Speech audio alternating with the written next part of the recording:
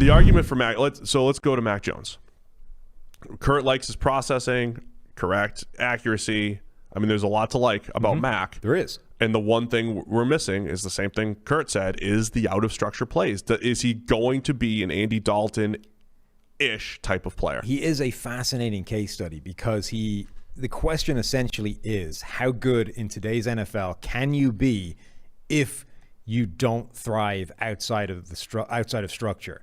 And obviously we know, like, the answer to that is you can be a Super Bowl winning, not MVP because he wasn't, but MVP caliber, maybe, quarterback. Tom Brady just had that season, right? Tom Brady was as good, top 3 quarterback, won a Super Bowl with a new team.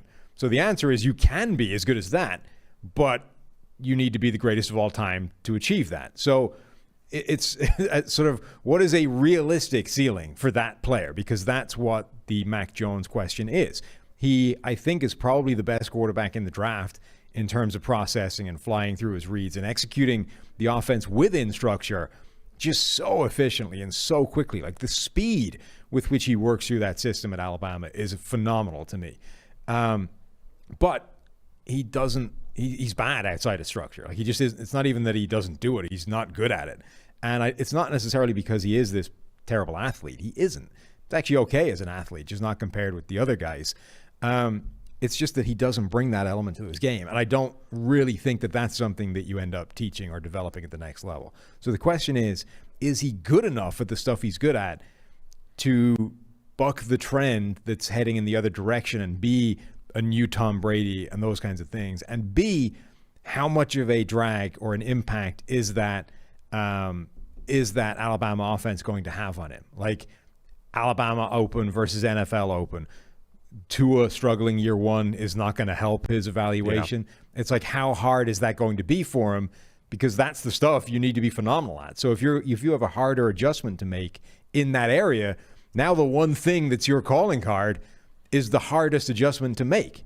Yeah, I think the Tua thing is the biggest thing working against Mac Jones, if anything, or at least in my mind, in the way I'm evaluating, because you could describe a lot of Tua's game similar to Mac. Works fast and hits open throws and blah, blah, blah, blah, blah. And we do a good job of quantifying that.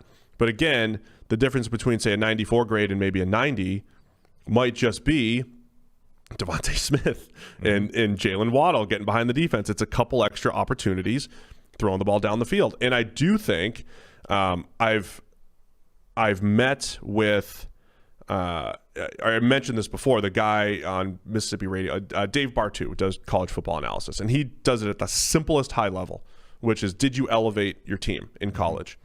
And I think there's ways to, like, use simple black and white things like that and maybe get in the ballpark of quarterback evaluation. So his argument would have been, last year Justin Herbert was his top guy because he didn't have a good coordinator, didn't have a good system at Oregon, and Joe Burrow had stars, right? Dak Prescott elevated, Patrick Mahomes elevated, it's Josh Allen elevated Wyoming. You're getting in the ballpark, but I think you have to pair that with the production grade, with the traits, and I think if you roll that all in, you're just increasing your chances. So Mac Jones had an easy situation, he has okay traits, and he had a really good production grade. Now, that doesn't make him that much different as a prospect from a guy like Trevor Lawrence or a guy like Justin Fields, they have better traits, both had a really good situation, and they both had really good production. Like, those guys have to be just a tick above, right? I do think that, so part of this now is that Mac Jones' stock seems to be on the rise, and a lot of insiders think he's going number 3 to San Francisco and all that entails. And there's a question about why. Like, why is that happening? Why would Mac Jones' stock suddenly be soaring? It must be stories, it must be smoke, it must be bullshit.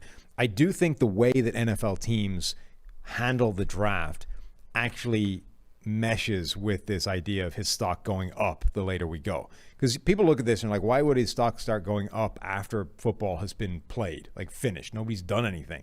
But like, most NFL teams will go through, and pass one is like, you broadly figure out what people look like. You do the quick, dirty evaluation. Like, this guy's here, this guy's nowhere near, blah, blah, you order it. Then once you have a rough idea of what you're looking at, and you go through and you do the deeper dive, the second pass, where you actually get into a guy's game and really start to unpick what he's good and bad at and all those kinds of things. And I think that Mac Jones suffers on a first run look. First run look, you're looking at Trevor Lawrence, gifted, Zach Wilson, incredibly gifted, Justin Fields, athlete, gifted, Trey Lance, freaky athlete, gifted, and Dad Bod Jones in Alabama. And it's just like, by comparison, it just looks meh. You know what I mean? So you come out of this first run, you're like, you got these special trait players, and then you've got this dude who has a gut and smokes a cigar, and it just doesn't look as nice. Smokes a cigar because he won the national title, man. That's why. But then you dive in on the second pass, and the more you watch, you're like, wow, look at the speed with which he is processing within this system. Yeah. And like the stuff that he is good at, he's really good at it. It's just, it's not as obvious as the other guys. So it takes until pass 2, and that kind of meshes with the timeline of his stock suddenly soaring. You get to phase 2, and it's like, wow, actually, the more we watch of this guy, the more we like. I think you're right, because I've had those exact conversations. I had those conversations in January and February where people are like, middle of the first, maybe he just runs the offense and blah, blah, blah. And then not only is the buzz higher, but even like the same conversations I'm having, I'm like, he's growing on me. How many people have said Mac Jones is growing on you? Yeah.